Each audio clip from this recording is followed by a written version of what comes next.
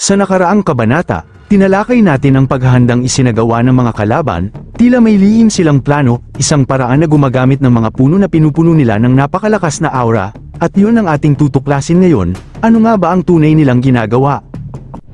Nagsisimula ang kabanata 233 sa pagpapatuloy ng hindi pa kilalang grupo sa kanilang misyon, isa sa kanila ang masayang ibinalita na naging matagumpay ang kanilang ginagawa, ngunit agad siyang pinigilan ng kanyang kasama, hindi pa raw dapat magdiwang, may isang mahalagang bahagi pa silang kailangang tapusin. Pagkatapos noon, gumawa siya ng isang hand sail mula sa lupa, sa paligid nila, unti-unting lumitaw ang isang berdeng aura na bumabalot sa kanilang pwesto, hindi lang pala simpleng pagpapalakas ng puno ang kanilang ginagawa, ang enerhiya ay nakakonekta rin sa isang bato. At mula roon ay bumuo ng isang tatsulok na hugis na kumikislap sa berdeng liwanag, nang tuluyang mabuo ang formation, ipinahayag niya na ang 3-point array ay ganap ng matatag. Pinuri siya ng kanyang kasama at sinabihang maayos ang kanyang ginawa, ngunit kailangan na nilang umalis bago pa sila matuklasan ng mga elf. Sa sandaling yun, ginamit niya ang kanyang kakayahan, ipinikit niya ang kanyang mga mata at pinalawak ang kanyang pandama, sinusuri ang daan na kanilang tatahakin, nang makatiyak, nagbigay siya ng hudyat at nagsimula silang maglakad.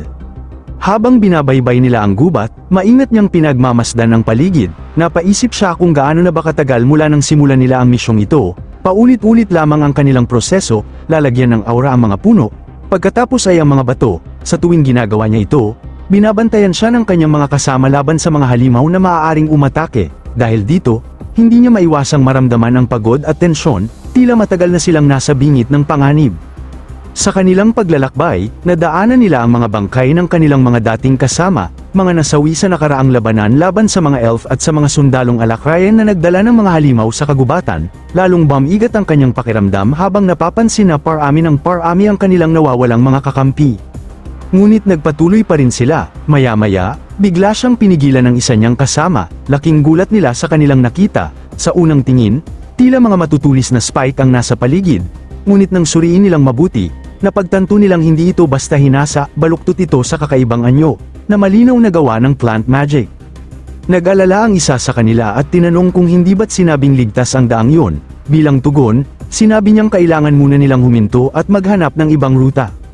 Habang nagpapatuloy sila, hindi pa rin niya maiwasang mainis, mahirap na nga ang pag-navigate sa gubat, lalo pang pinapabigat ng reklamo ng kanyang mga kasama. Kalaunan, nakaramdam sila ng gutom kaya't nagpasya silang magpahinga sa itaas ng isang puno, doon, kumain muna sila ng kamote, sa gitna ng kanilang pahinga, nakaramdam siya ng bagyang ginhawa at tahimik na nagpasalamat sa kanilang pinaglilingkuran. Napag-usapan din nila na hindi nila naabot ang target na bilang ng arrays na dapat nilang mailatag sa araw na yon. Gayunpaman, malayo na rin ang kanilang narating sa loob ng kagubatan. Napaisip siya, hindi madali ang panatilihing hindi natutuklasan ang mga array. Kahit kaunting pagtagas ng mana ay maaaring maramdaman ng mga elf. May kasama siyang nagreklamo na mas makakalayo pa sana sila kung hindi lamang siya mabagal. Tahimik lang siyang nakinig. Iniisip na ang pagiging irritable ni Fane ay hindi gaanong nakakainis kumpara sa pagtrato sa kanya ni Maeve na parang bata. Ngunit higit pa roon, mas hindi niya gusto ang kakaibang interes sa kanya ni Cole. May isa namang nag-alok sa kanya ng pinakamalaking bahagi ng pagkain, ngumiti siya. Ngunit sa loob-loob niya ay patuloy ang pag-iisip, kung hindi lamang namatay ang bantay kasabay ng pagkakamit niya ng kanyang emblem, marahil ay hindi siya mapupunta sa ganitong sitwasyon. Sinabi ng isa niyang kasama na hindi na sila maaaring magpatuloy pa ng ligtas sa loob ng kagubatan, hindi hanggat hindi pa lubusang nakakabawi ang emblem ni Circe. Tahimik siyang nakinig, ngunit abala pa rin ang kanyang isipan, alam niyang, sa kabila ng lahat, nakasalalay sa kanya ang tagumpay ng kanilang misyon. Sumagot ang isa nilang kasamang lalaki na hindi lang naman sila ang grupong kumikilos, posibleng may iba pang koponan na nauna na sa kanila, sumang-ayon naman ang isa pa, na marahil ay may ibang grupo na ring nakahanap ng ligtas na ruta. Sandaling nabalot ng katahimikan ang kanilang paligid. Ngunit sa kabila nito, patuloy pa rin ang pagtakbo ng kanyang isip, sa lahat ng mga koponan, naniniwala siyang sila ang may pinakamalaking tsansang magtagumpay, kahit kulang siya sa karanasan. Ang kanyang emblem ang nagbibigay sa kanila ng malinaw na kalamangan. Napabuntong hininga siya at inamin na matapos ang paggamit niya nito, hindi na niya muling magagamit ang kanyang emblem sa loob ng isang buong araw. Sa sandaling yun, tila may kumirat sa kanyang gulugod, tila katulad ng isang marka na ginagawa ng isang kulto noong panahon sa Xyres Academy, isang tatak na kahalintulad ng ginamit kay Lucas upang palakasin ang kapangyarihan nito. Mula roon, tila humiwalay ang kanyang kamalayan at naglakbay sa loob ng kagubatan. Sa kanyang paglalakbay, napagtanto niyang ang kanyang kakayahan sa true sense ay nagpapahintulot sa kanya na makita ang 4 na uri ng elemental na mana, ngunit sa ngayon, sapat na ang paggamit niya ng wind attribute mana.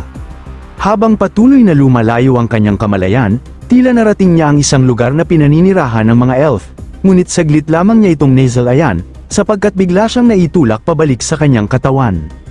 Nag-aalala ang kanyang mga kasama at agad siyang tinanong kung naging matagumpay ba siya. Mahinahon niyang ibinalita na ang mismong kaharian ay masyado pang malayo, gayunpaman, may natuklasan siyang malawak na lugar na may kakaibang galaw ng mana, na aabuti ng halos 1 araw na paglalakbay mula sa kanilang kinaroroonan. Nag-usisa ang isa kung yun ba ay isang pamayanan o isang bayan. Sumagot ang isa pa na nasa tamang direksyon sila, at kahit papaano ay hindi nasayang ang kanilang mga ginawa, pinuri nila si Sir sa kanyang mahusay na trabaho. Idinagdag pa ng isa nilang kasamang lalaki na, gaya ng inaasahan, karapat-dapat siya bilang miyembro ng Millview Bloodline, aminado itong nagduda siya noon kung tunay nga ba itong kabilang sa nasabing angkan. Ngunit bago pa man siya makasagot, bigla nilang naramdaman ang isang banta. Agad silang naghanda, mula sa kanyang pakiramdam, malinaw na may paparating, 3 elf ang papalapit sa kanilang kinaroroonan. Bago pa man tuluyang sumiklab ang gulo, biglang lumipat ang eksena sa pagpupulong na pinangungunahan ni Arthur. Matapos pagdesisyonan ang usapin tungkol sa Eleanor, ipinaalam niya sa konseho ang mga bagong impormasyong kanyang nakuha mula sa pinakahuling interogasyon. Ikinwento niya ang lahat ng kanyang natutunan, mula sa mga laban na kanyang pinagdaanan hanggang sa mga revelasyon mula sa isang alakrayan na kanyang inusisa. Ipinaliwanag niya ang tungkol sa mga ron, pati na rin ang kakaibang estilo ng pakikipaglaban ng mga ito. Ayon kay Virian, tila matagal na nilang minamaliit ang kakayahan ng mga mage ng Alecria. Ngunit hindi ito sinang-ayunan ng hari, para sa kanya, kung may natutunan man sila, iyon ay ang kabaligtaran, na masyado nilang in-overestimate ang mga ito, dahil sa limitadong paggamit ng mahika ng mga alakrayan, mas lalo raw niyang nakikita itong kahinaan. Sumang-ayon din ang ama ni Tessia, na nagsabing malinaw itong butas sa kanilang estratehiya sa labanan. Ngunit biglang nagsalita si Boone at nagpahayag ng pagtutol, para sa kanya, hindi ganoon kasimple ang sitwasyon, bagamat sa unang tingin ay mukhang kahinaan ang kanilang espesyalisasyon, base sa natuklasan ni Arthur, mas advanced ang paraan ng paggising at pagsasanay ng mga alakrayan sa paggamit ng mahika. Nagtanong ang ina ni Tessia kung paano ito nangyari. Ipinaliwanag ni Boone na bagamat haka-haka pa lamang, mukhang ang sistema ng mga marka at crest ng mga alakrayan ay nagtutulak sa kanila na ituon ang buong kakayahan sa iisang spell, pinapalakas ito, binabago, at pinapaunlad sa iba't ibang anyo. Habang nagpapatuloy ang paliwanag, kasabay nito ay nagsimula ang labanan sa pagitan ng mga alakrayan at mga elf. Sa kaibahan, ang mga mage ng Deceden ay sinasanay sa iba't ibang uri ng spell batay sa kanilang elemento, ngunit ang mga alakrayan ay buong buhay na hinahasa ang iisang kakayahan, dahilan upang maging lubhang epektibo sila sa isang aspeto. Sa aktwal na labanan, hindi raw ganoon kahalaga ang pagiging versatile, mas mahalaga ang pagiging eksperto sa isang larangan. Pagbalik sa kasalukuyan, iginiit ni Bo na kailangang ipasa ang impormasyong ito sa mga kapitan, pati na rin sa mga guild at akademya ng militar, upang makabuo sila ng mas epektibong paraan laban sa ganitong uri ng kalaban. Sumagot si Arthur na naiparating na niya ang impormasyong ito sa mga kapitan sa wall. Tumango si Virian at sinabing mainam yun, bago niya iminungkahi na pag-usapan na nila kung paano pinakamahusay na ipapakalat ang kanilang mga puwersa. Ngunit gaya ng inaasahan ni Arthur, nauwi muli ang pulong sa isang mainit na pagtatalo, nagbangayan ang mga miyembro ng konseho kung saan ba dapat ilaan ang kanilang mga yaman at lakas. Nilinaw ito ni Boone na siya at ang kanyang mga tauhan ang mangguna sa paglipol ng mga sumusuporta sa Alecria sa Darv, ngunit huli na ang lahat, nakagamit na ang mga alakrayan ng mga lagusan upang mailipat ang kanilang puwersa sa hangganan ng Darv at Sapin. Bukod pa rito, may namataan ng mga barko ng Alecria sa kanlurang baybayin ng Sapin. Dahil dito, napilitan ng Telmore, Atiston, at Mayber na magpatibay ng depensa hindi lamang sa silangan, sakaling bumagsak ang wall, kundi pati na rin sa kanilang kanlurang hangganan. Muling nanawagan si Alduin para sa Eleanor, dahil sa mga kamakailang paglusob sa teritoryo ng mga elf mula sa Beast Glades, posible raw na ang mga puwersa ng Alecria sa Hilaga ay patungo sa silangan, direkta sa Eleanor. Sa huli, napagdesisyonan na ipadala muna sina Elder Camus at Aya upang suriin ang katimugang hangganan bago magpadala ng mas malaking hukbo. Pinagtibay ito ni Virion at sinabing pansamantala lamang itong solusyon habang hinihintay nila ang muling pakikipag-ugnayan nina Lord Aldir at ng mga Azura. Ngunit sa isip ni Arthur, bumalik ang mga salitang binitiwan ni Agrona sa kanilang nakaraang pag-uusap, na hindi na sila matutulungan pa ng mga Azura sa digmaang ito. Ayon dito, tuluyan na silang iniwan ng mga ito. Dahil dito, nagbahagi si Arthur ng bagong impormasyon. Pagkarinig nito, hindi napigilan ni Virion ang kanyang galit, malakas niyang hinampas ang mesa at naglabas ng sama ng loob. Para sa kanya, ginamit lamang sila ng mga Azura para sa sarili nitong layunin, nilabag pa nito ang sarili nilang kasunduan sa pag-atake sa Vritra, at nabigo pa. Habang papalayo sa mesa, nabanggit niya ang tungkol sa mga eksperimento, na isa sa bawat 5 mage ang naaapektuhan. Muli siyang humarap kay Arthur at tinanong kung ano pa ang sinabi ni Agrona sa mensahe nito. Nagtanong din ng ina ni Tessia kung paano niya natanggap ang naturang mensahe. Ipinaliwanag ni Arthur na pansamantalang kinontrol ni Agrona ang isa sa mga bihag upang may parating ang impormasyon.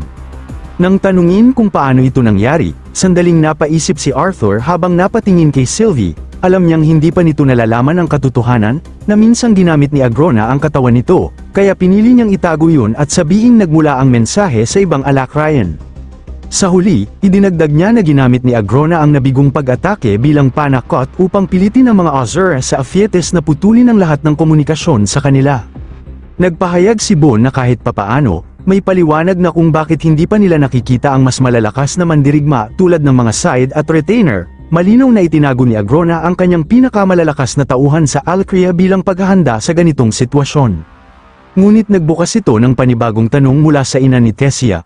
Kung darating nga ba ang mga ito sa Decadent, binanggit niya ang tungkol sa mga lihim na gate na itinago ng mga Alakrayan sa mga piitan ng Beast Glades, at ang posibilidad na baka narito na sa kanilang mundo ang mga Retainer at Side.